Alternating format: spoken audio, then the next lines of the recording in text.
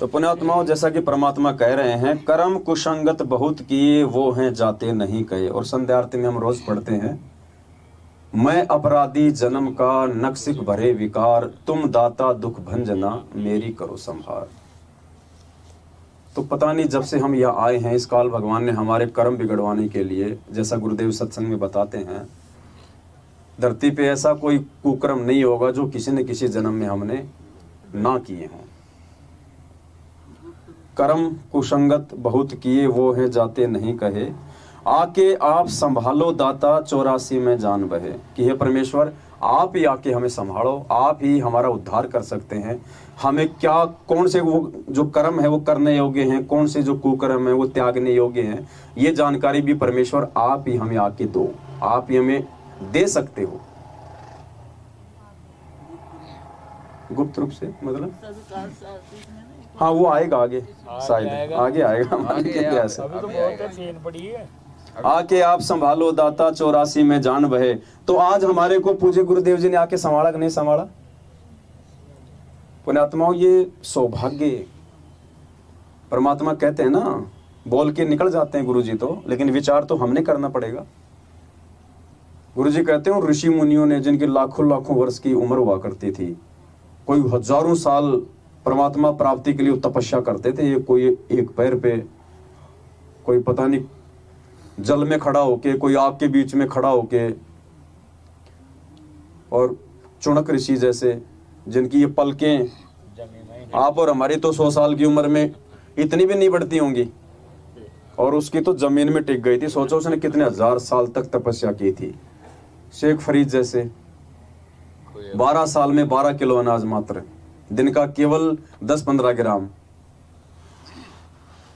और उन महापुरुषों को परमात्मा ने तो छोड़ो, काल ने भी दर्शन नहीं दिए, एक शेख फरीद को छोड़ के।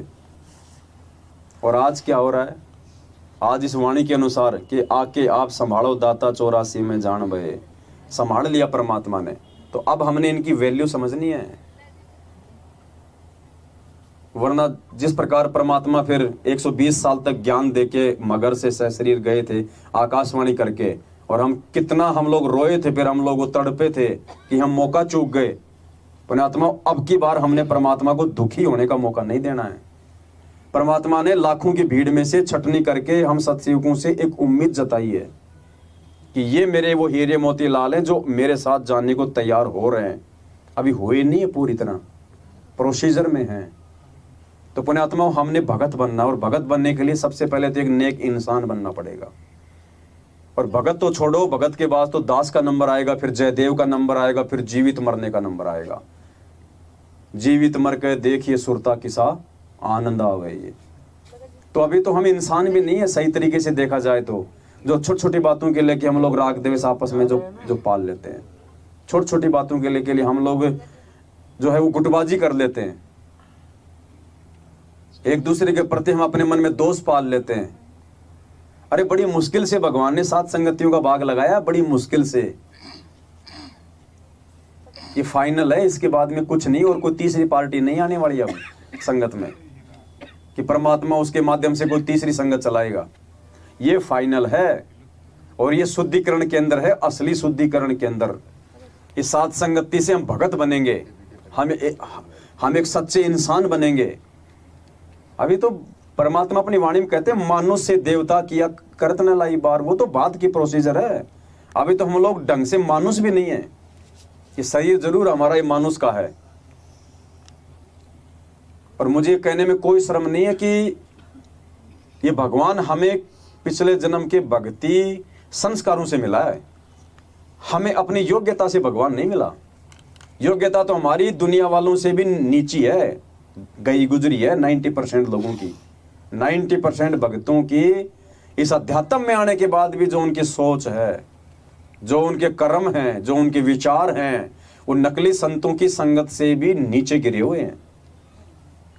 ये नाम केवल पिछले भक्ति संस्कारों से मिला है, पिछले जन्म से होते हैं पूर्ण हंस मुराद।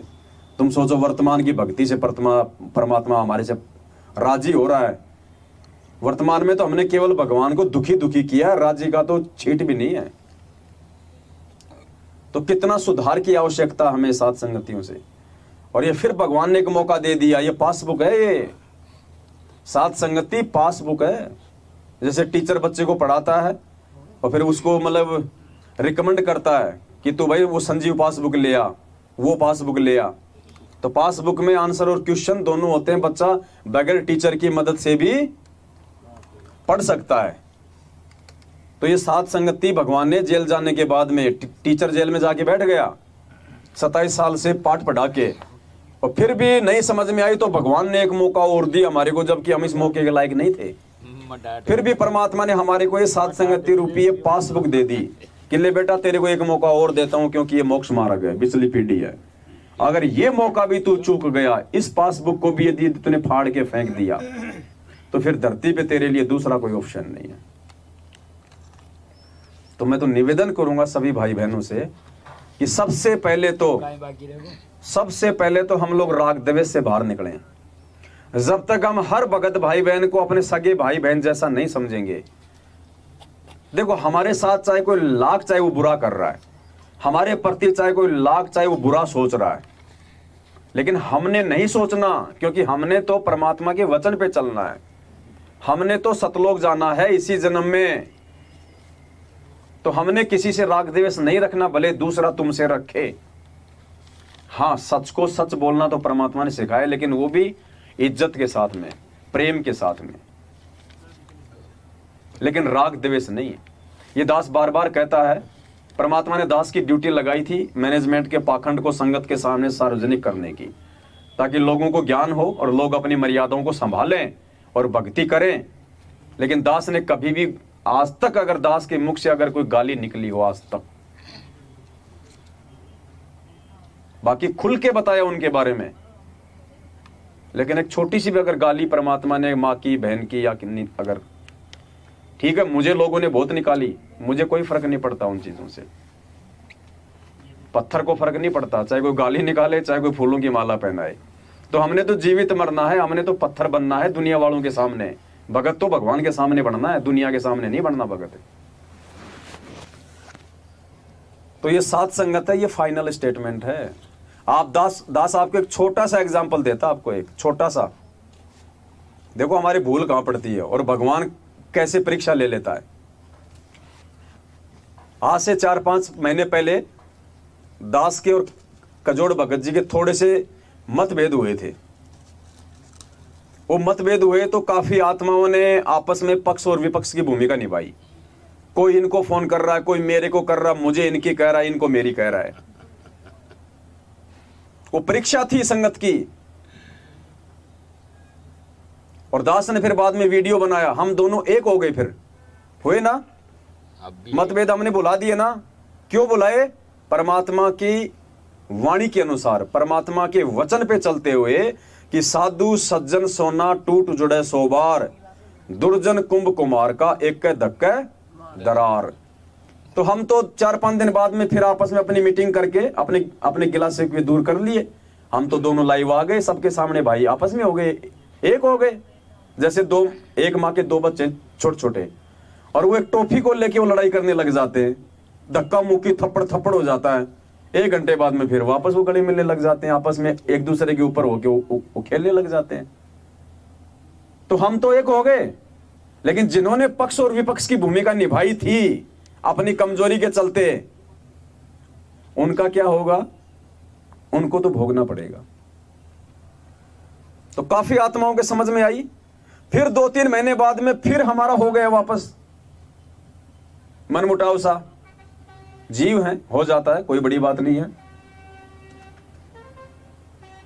लेकिन उस बार किसी ने पक्ष विपक्ष की भूमिका नहीं निभाई, और फिर हम लोग वापस एक हो गए। सविता बहन थी, मालिक ने इनको निमित्त बनाया। दास उस समय रामदेव भगत जी के था। तो ये सब भाई बहन यहां से गए जयपुर से, और वहां जाके हम तो वापस हम तो गले मिल लिए, एक हो गए। अब फिर उन पुण्य आत्माओं को समझ में आया कि अगर अब की बार भी ओला सोला कुछ कर देते तो हम तो दोषी बन जाते, ये माई के लाल दोनों फिर एक हो गए। तो पुण्य आत्माओं परमात्मा हमारी परीक्षा लेता है।